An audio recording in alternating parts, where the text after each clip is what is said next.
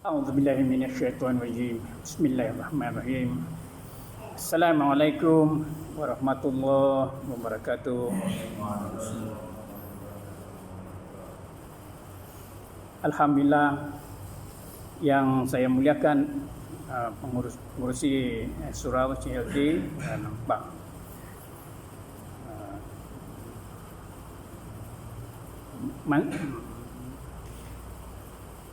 nama atau Rosman, Pak Rosman, kadang-kadang Pak Mansur, ada kawan nama kadang-kadang sama. Tuan-tuan haji, kawan-kawan jemaah surau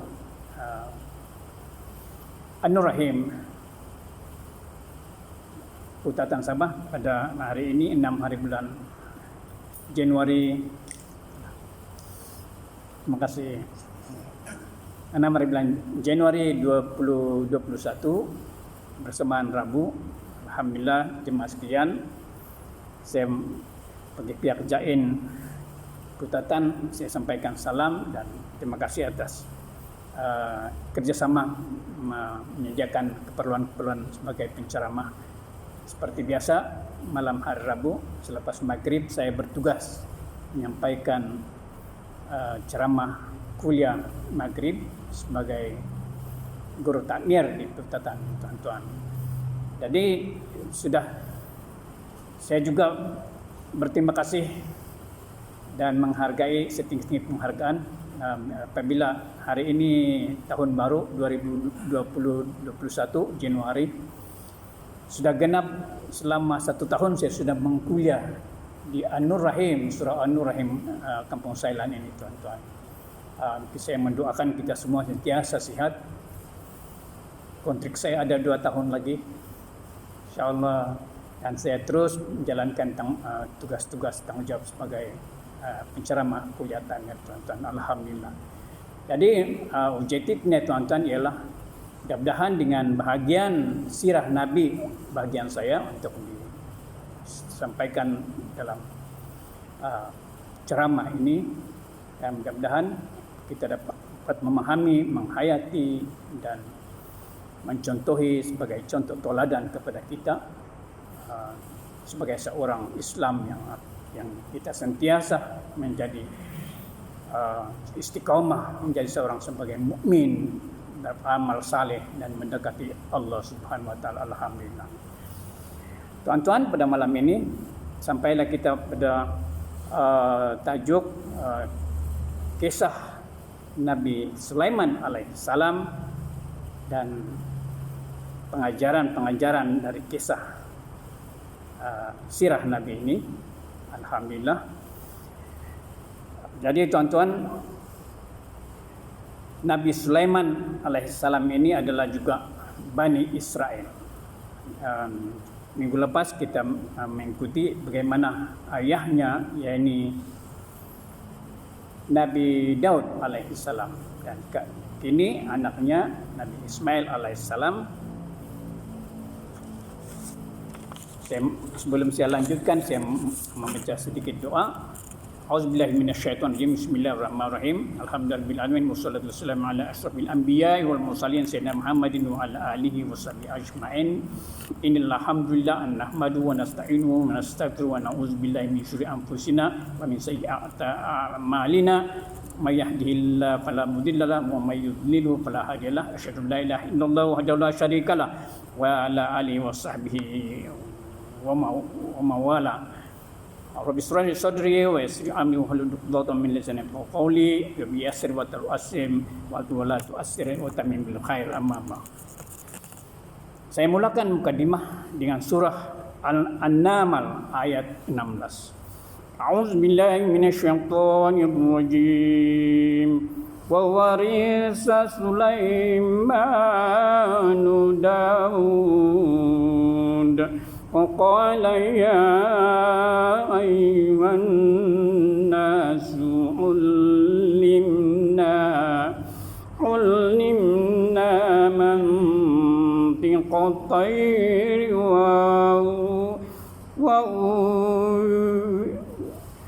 وأوتينا من كل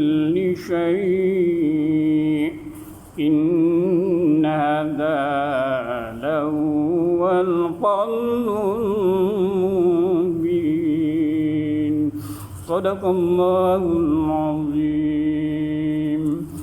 Dan Sulaiman telah mewarisi Daud dan dia berkata, hai manusia, kami telah diberi pengertian tentang suara burung dan kami diberi segala sesuatu.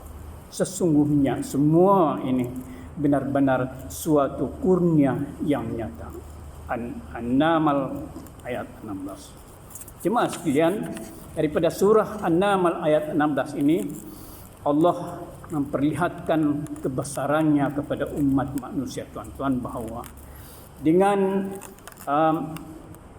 mengutuskan Nabi Daud dan juga anaknya Nabi Ismail ini, tuan-tuan, Allah menurunkan nikmat yang banyak kepada kedua-dua nabi ini, tuan-tuan.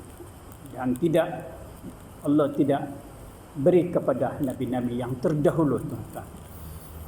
Nabi Daud dan alaihissalam, tuan-tuan, diberi kurnia bukan sahaja sebagai memberikan memberi hikmah dan ilmu pengetahuan sebagai seorang nabi yang luar biasa, tuan-tuan.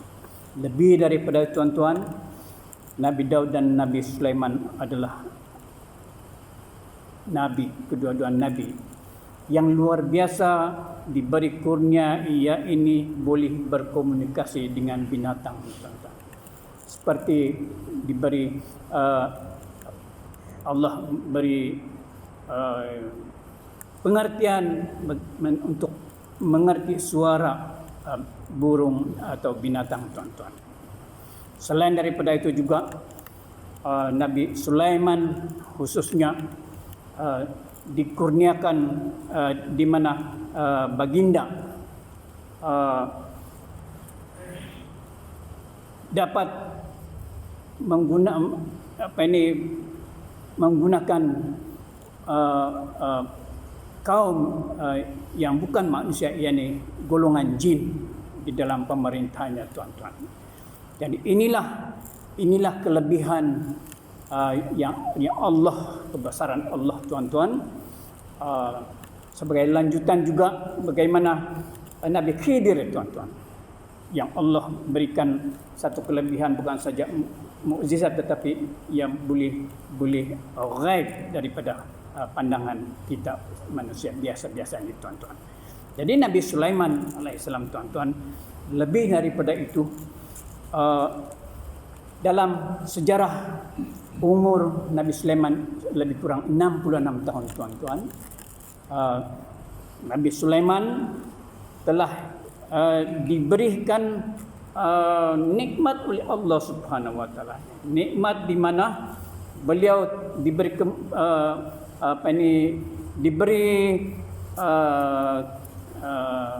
dipermudahkan dalam pemerintahannya, tuan-tuan. Pemerintahannya dia memiliki kerajaan yang luas dan juga masyhur, dan di mana rakyatnya seluruh rakyatnya, baik manusia, binatang maupun jin, sentiasa menghormati, patuh kepada Nabi Sulaiman alaihissalam, tuan-tuan. Jadi kita tidak mengikuti bagaimana kisah-kisah seperti nabi-nabi yang terdahulu di mana menghadapi persengketaan atau penantangan atau daripada rakyatnya, kaumnya, tuan-tuan. Nabi Sulaiman juga, walaupun nabi ini adalah keturunan Bani Israel, tetapi Nabi Sulaiman dalam pemerintahannya selama umurnya 66 tahun, tuan-tuan, tidak menghadapi masalah dari segi mentadbir kerajaannya, tuan-tuan. Jadi, tuan-tuan, sebagai seorang mukmin kita ini, tuan-tuan, kita ingin menghayati apakah rahsia, apakah hikmah, apakah contoh teladan kita dapat perhatikan, pahami dan hayati daripada pertamanya kepada kepribadian Nabi Sulaiman alaihissalam itu sendiri, dan keduanya kebesaran Allah yang diberikan kepada hamba Allah yang diutus menjadi nabi, untuk kita memahami dan kita menggunakan bagaimana kita rasa istiqamah, tuan-tuan. Untuk kita juga sebagai manusia hamba Allah boleh mencontohi bagaimana kisah Nabi Sulaiman alaihissalam, tuan-tuan, untuk kebaikan kita, untuk menghadapi menghadap Allah Subhanahu wa taala, bukan saja di dunia dan juga pada di akhirat nanti, insya-Allah. Jadi tuan-tuan, ada beberapa yang saya dapat rangkumkan kisah-kisah yang memberi makna kepada kita sebagai kita punya yang kita sebagai itibar atau pengajaran yang kita boleh perolehi yang sangat berguna kepada kehidupan kita, tuan-tuan. Yang pertamanya, tuan-tuan, kita melihat seorang Nabi Sulaiman alaihissalam dikurniakan dengan dia punya kurnia yang sangat luar biasa dan menjadikan jika kebiasaannya, tuan-tuan, dikurniakan begitu banyak dalam bukan saja dari kerajaan yang besar, tuan-tuan, tenteraan yang ramai, tuan-tuan, dan juga kebesarannya, tuan-tuan, kekayaannya, tuan-tuan, nikmat dalam hidup yang diberikan oleh Allah Subhanahu wa taala tanpa diganggu gugat oleh mana-mana pihak-pihak yang ingin melakukan kejahatan kepada kerajaan Nabi Sulaiman alaihissalam. Nabi Sulaiman alaihissalam, tuan-tuan, sudah tentu Nabi Sulaiman tidak seperti apa yang kepribadian yang sangat tinggi kepada hayat Nabi Sulaiman alaihissalam, tuan-tuan. Ya, sebab salah satunya ialah, tuan-tuan, salah satu yang saya ingin kongsikan apa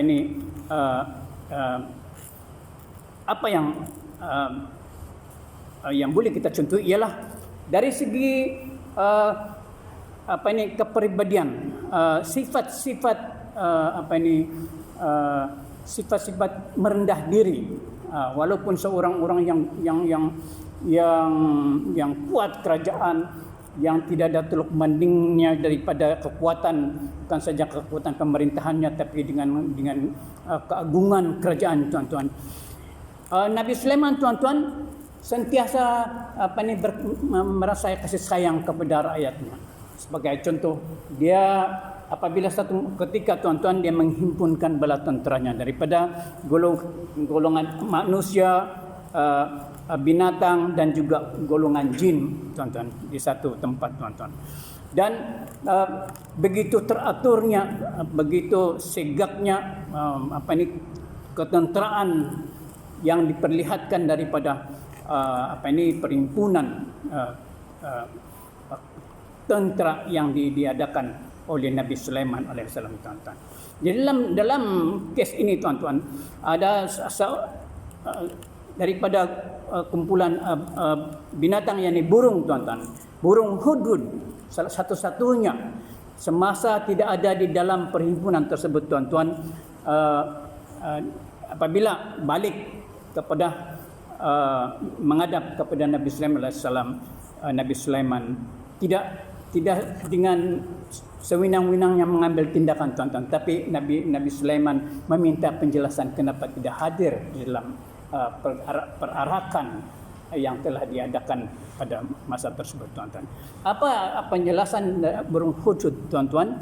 Dan begitu minatnya, begitu rendah dirinya Nabi Sulaiman mendengar alasan burung hudhud itu, tuan-tuan, ternyata ada lagi ilmu yang tidak ada pada Nabi Sulaiman alaihissalam pada masa itu. Ia ini berita di mana burung hudhud ini, tuan-tuan, telah melewati satu kerajaan Sabak, nama dia, tuan-tuan, yang dipimpin oleh seorang putri Balqis, tuan-tuan.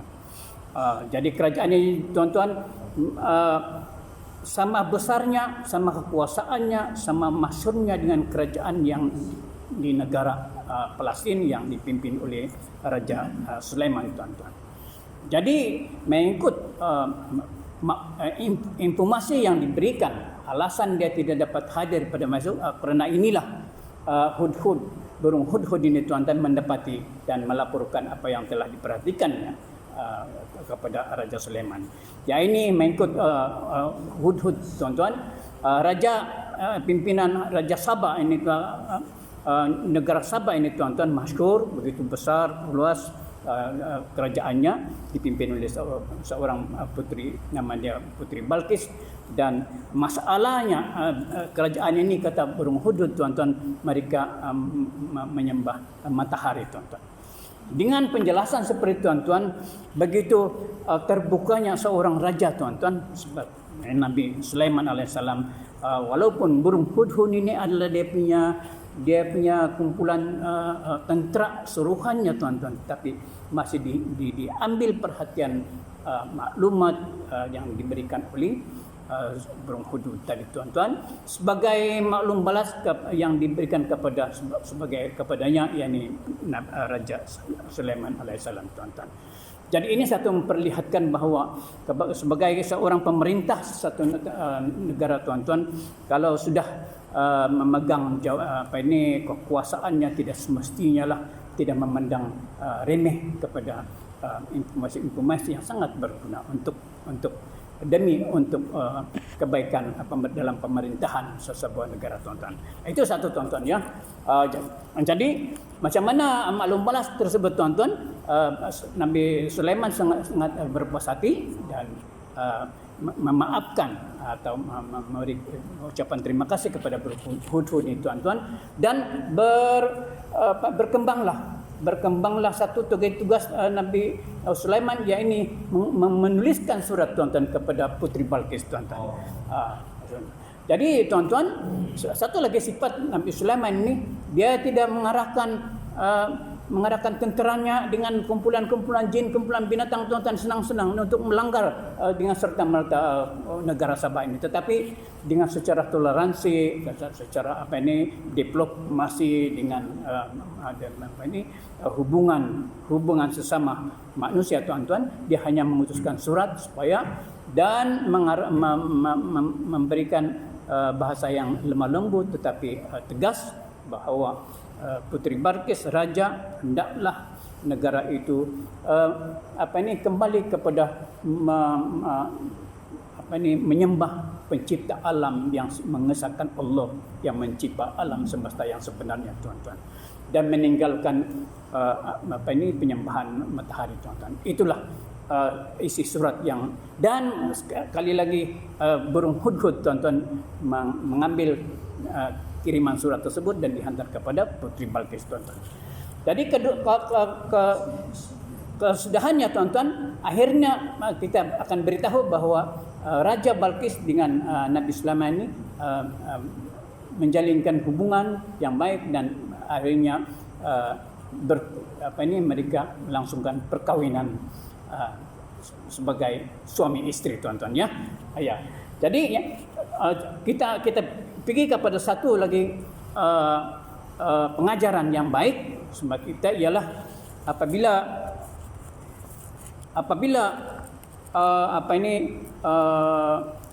hubungan kedua-dua negara ini tuan-tuan. Jadi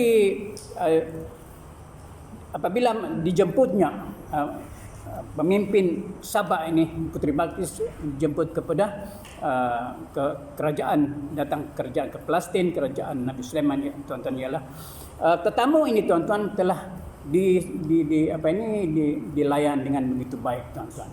Jadi hubungan erat sesama dua negara tuan-tuan disusun dan diadakan dengan sebaik-baiknya tanpa memberi mereka ketakutan tuan-tuan. Jadi ini juga satu hubungan negara, pemerintahan negara yang baik untuk dicontohi tuan-tuan. Jadi tuan-tuan, sebagai kedua-dua raja ini tuan-tuan, Putri Balqis juga Allah memperlihatkan kepada kita bahawa walaupun dia juga seorang raja tuan-tuan, tetapi dia juga tidak menggunakan dia punya bicara untuk melawan kerajaan Nabi Sulaiman alaihissalam tuan-tuan secara kekerasan dengan ketenteraan juga memiliki ketenteraan yang banyak dan ramai tuan-tuan, tetapi dia membawa musyawarah di dalam dia punya kerajaan juga tuan-tuan.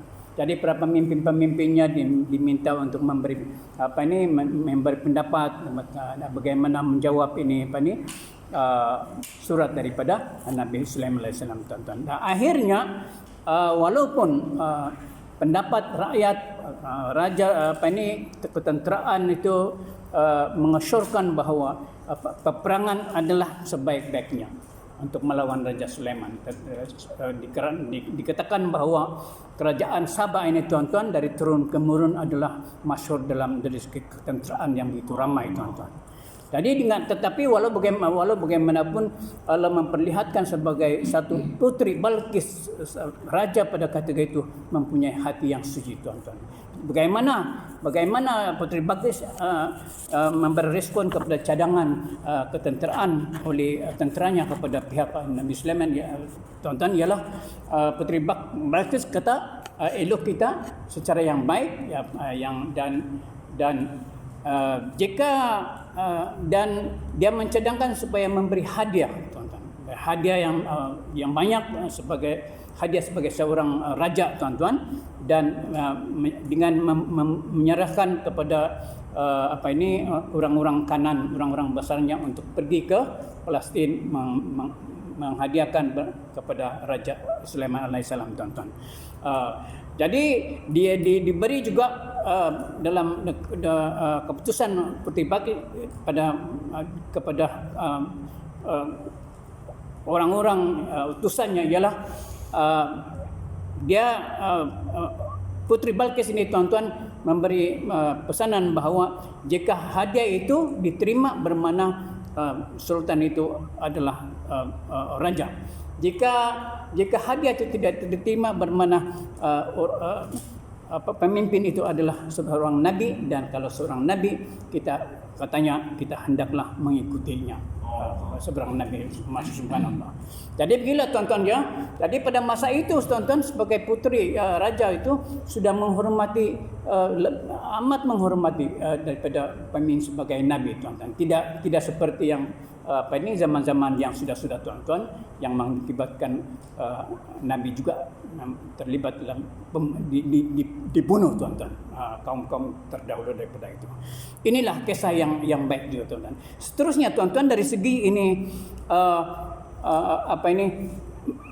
Nabi Sulaiman tuan-tuan menghadapi ini kumpulan jin tuan-tuan. Kumpulan jin ini tuan-tuan ya. Jadi kumpulan jin ini tuan-tuan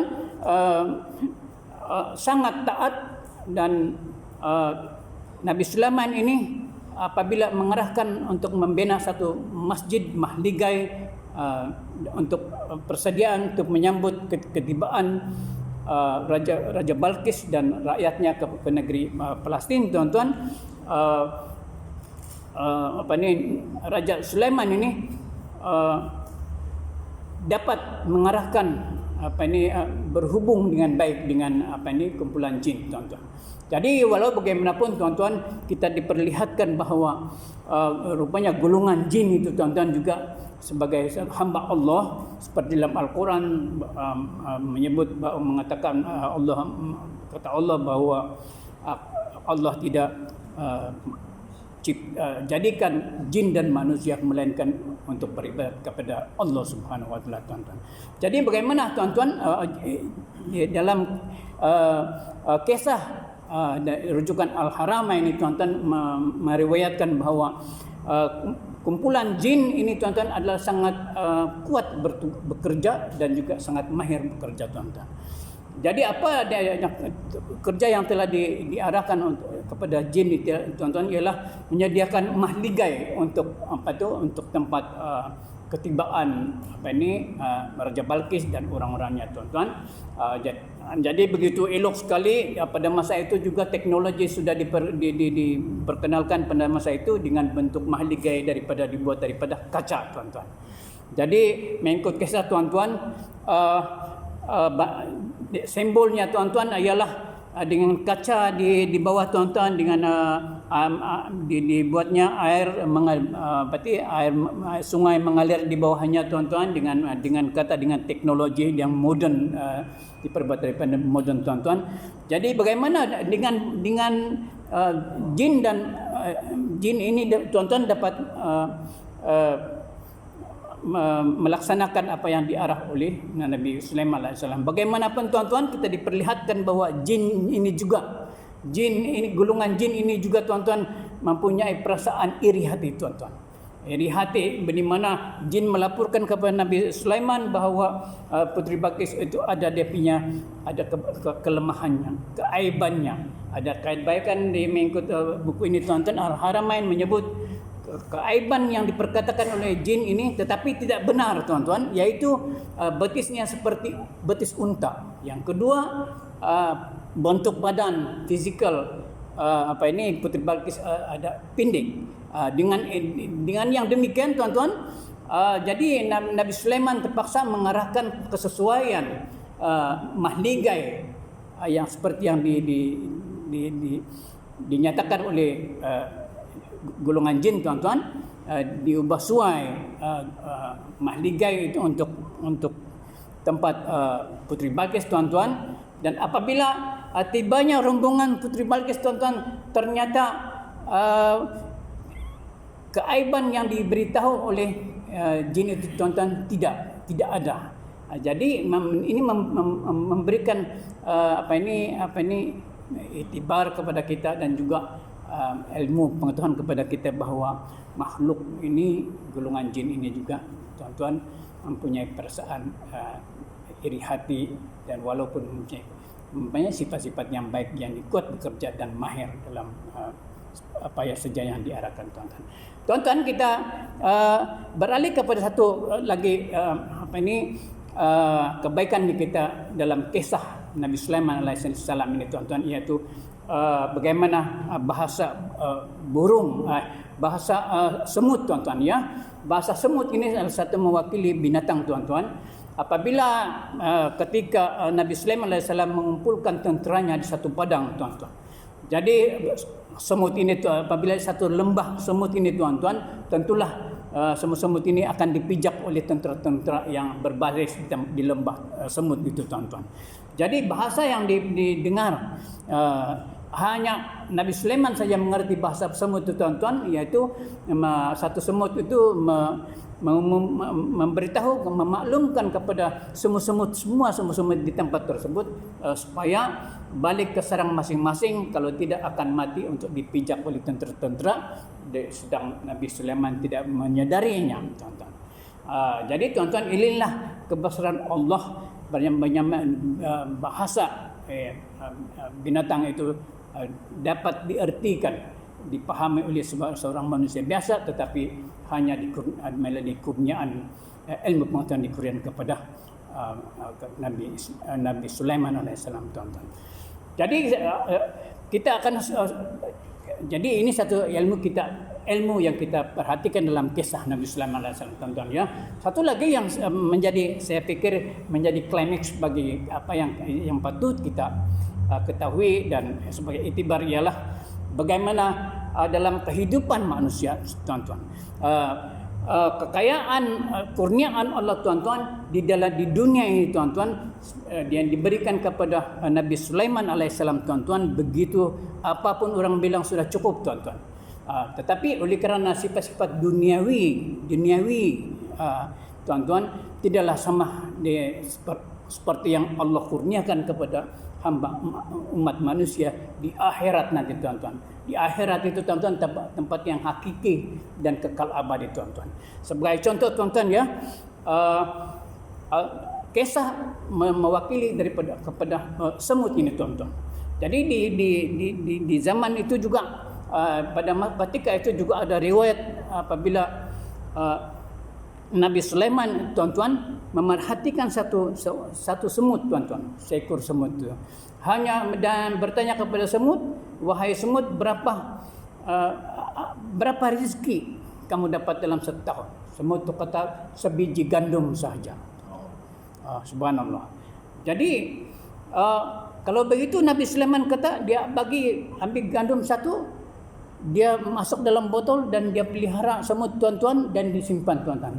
Selang 1 tahun daripada tuan-tuan dia buka itu botol tuan-tuan, ternyata semut itu makan sebahagian daripada 1 biji itu saja tuan-tuan. Jadi di sini tuan-tuan, kenapa 1 biji gandum yang Allah daripada Allah, nikmat Allah tuan-tuan semut itu habiskan, sedangkan pemberian Nabi Sulaiman kepada semut itu 1 biji gandum hanya sebahagian saja dimakan oleh semut tuan-tuan. Inilah yang memperlihatkan kepada kita tuan-tuan bahawa duniawi ini ada sifat sifat terhad atau terbatas kepada seseorang hamba Allah manusia tuan-tuan. Seperti Nabi Sulaiman, apa kata semut, saya reda dan saya pasrah kepada apa yang Allah janjikan kepada saya, sebab itu saya makan 1 biji semuanya dalam 1 tahun itu saya makan. Tetapi dan saya yakin Allah dengan janji-janji Allah kepada saya, rezekinya yang akan diberikan kepada saya. Itu kata semut. Tetapi bagi saya cuba pasrah dan saya meyakinkan dan pasrah kepada janji-janjimu, wahai Raja Sulaiman, kata semut.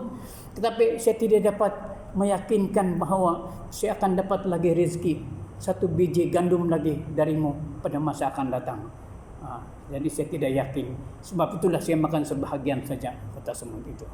Jadi dengan kurniaan Allah dan janji umat sebagai manusia ini tuan-tuan, inilah yang diperlihatkan kepada kita bahawa sebagai manusia juga, walaupun serba-serbinya lengkap diberi kurniaan Allah SWT tuan-tuan, tetapi kita janganlah kita meletakkan keyakinan dan pasrah kita bahawa segala-galanya di dunia ini ada cukup belaka. Tetapi nikmat-nikmat yang diberi tuan-tuan akan satu hari nanti akan Allah ambil balik tuan-tuan. Begitulah pengertian dialog antara semut dengan Nabi Sulaiman itu tuan-tuan ya. Dan akhirnya tuan-tuan, satu lagi yang kita dapat simpulkan ialah begitu besarnya kalau istana Nabi Sulaiman tuan-tuan, mengikut riwayat adalah 1 bulan perjalanan tuan-tuan. Bermana kawasan istana Sulaiman itu memang luas tuan-tuan, terbentang luas. Dan juga padang istana itu juga tuan-tuan diperbuat daripada perak dan emas. Begitu juga dengan permaidani dan dibina tuan-tuan, juga dibina daripada emas dan perak. Dan dia punya luar biasanya tuan-tuan, begitu unik, begitu lengkap, serba-serbi, tidak ada tandingannya tuan-tuan. Mihrab masjid itu pun tuan-tuan begitu banyak dibina tuan-tuan, dengan begitu yang luar biasa, tidak ada terdapat di tempat-tempat lain tuan-tuan. Jadi dengan kurniaan oleh Allah Subhanahu wa taala tuan-tuan, apabila kita membandingkan hadis Rasulullah sallallahu alaihi wasallam tentang kehidupan di akhirat tuan-tuan, memperlihatkan kepada kita, memberi kita satu iktibar bahawa antara kehidupan nikmat Allah disediakan di syurga tuan-tuan, dan nikmat untuk di dunia tidaklah setanding mana, walaupun kita nampak begitu lengkap dan dengan kurniaan yang serba-serbi tuan-tuan. Sebagai contoh tuan-tuan, mengikut kalau di surga dinyatakan dalam hadis bahawa di surga tuan-tuan, kita di surga ini bukan di neraka tuan-tuan ya. Di surga umat Muhammad khususnya tuan-tuan akan diberi tempat dan darjat tempat tinggal di surga. Selain daripada diberi darjat-darjat mengikut darjat masing-masing tuan-tuan, juga terdapat sungai mengalir tuan-tuan, dan buah-buahan, taman-taman kebun dan sebagainya tuan-tuan. Satu lagi yang tidak dapat digambarkan pemberian Allah kepada umat Muhammad tuan-tuan di surga ialah satu keadaan yang tidak ada kita dapat disebutkan di dunia ini. Pada mana selain daripada yang lain dunia ini. Begitu nikmat tuan-tuan yang kita akan lihat, akan rasa apabila kita berada di surga tuan-tuan. Jadi inilah janji Allah tuan-tuan, memberi kita panduan umat kita di dunia ini tuan-tuan, bahwa nikmat di dunia tidak setanding mana di kurniaan Allah di surga tuan-tuan. Jadi kalau di neraka itu bab lain tuan-tuan ya. Di sana sebagai orang yang melakukan dosa, salah mengalami yang penyiksaan di neraka tuan-tuan. Tapi yang kita sebutkan sekarang ini ialah nikmat di surga tuan-tuan. Dan di sana tempat kita hakikat kakal dan abadi tuan-tuan. Jadi kita sudah sampai di penghujung pengajaran daripada kisah Nabi Sulaiman alaihissalam tuan-tuan. Kita lebih menceritakan tuan-tuan apa yang dapat kita contohi daripada kisah Nabi Sulaiman alaihissalam tuan-tuan. Jadi yang sebagai pengakhiran kisah Nabi Sulaiman alaihissalam tuan-tuan, berkawinlah antara Putri Balqis dengan Nabi Sulaiman dengan begitu meriah sekali, dengan izin Allah, dengan dengan penuh kemeriahan tuan-tuan. Allah sebagai jodoh daripada Allah, ditentukan jodoh mereka berdua tuan-tuan. Dan jadi kita nampaklah pemerintahan selama 66 tahun umur Nabi Sulaiman tuan-tuan. Dikatakan oleh kerana sudah dua negeri sudah bercampur tuan-tuan, Nabi Sulaiman juga diberi kelebihan untuk sebagai kenderaan adalah melalui mengarahkan angin tuan-tuan. Kalau dia beredar ke satu tempat hanya dengan mengarahkan angin membawa Nabi Sulaiman ke tempat-tempat dengan begitu cepat sekali tuan-tuan ya. Jadi mudah-mudahan dengan apa yang Allah kurniakan Nabi Sulaiman alaihissalam ini tuan-tuan, dan kita dapati juga Nabi Sulaiman juga terus berdoa kepada Allah tuan-tuan, memohon kurniaan. Nabi Sulaiman memohon kurniaan tuan-tuan. Kurniaan ini supaya mensyukuri apa nikmat yang diberikan kepadanya, dan juga supaya dia dapat melaksanakan amal saleh yang disyariatkan oleh agama Islam tuan-tuan. Jadi sebagai kesimpulannya ialah kita juga mengikuti baiknya kita sentiasa juga berdoa memohon kurniaan khusus untuk supaya Allah memberi kita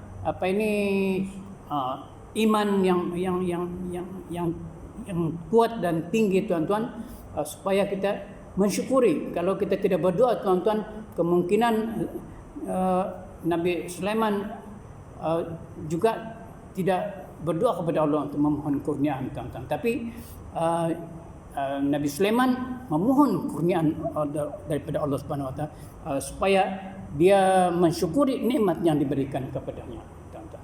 Jadi itulah yang kita boleh ambil contoh tauladan daripada kisah Nabi Sulaiman alaihissalam. Mudah-mudahan di tajuk-tajuk nabi-nabi yang berikutnya juga kita terus dapat berkongsi dengan kelebihan-kelebihan tersendiri yang kurniakan oleh Allah Subhanahu Wa Taala kepada nabi-nabi, supaya kita dapat menguatkan lagi iman kita tuan-tuan, bahawa dalam agama Islam tuan-tuan, rukun iman adalah mempercayai rasul dan nabi, termasuk dalam rukun iman sebagai Islam, rukun iman dalam agama Islam tuan-tuan. Aku liqauli hadza wa astaghfirullahalazim li wa lakum. A'udzubillahi minasyaitonir bismillahirrahmanirrahim. Alhamdulillahirabbil alamin wassalatu wassalamu ala asyrofil anbiya wal mursalin sayyidina Muhammadin wa ala alihi washabihi ajmain. Allahumma rabbi zidni ilman warzuqni fahman. Allahumma rabbi habli minas solihin. Subhana rabbika rabbil izzati amma yasifun. Wassalamun ala mursalin walhamdulillahi rabbil alamin. Wabillahi taufiq wal hidayah. Wassalamualaikum warahmatullahi taala wabarakatuh. Terima kasih.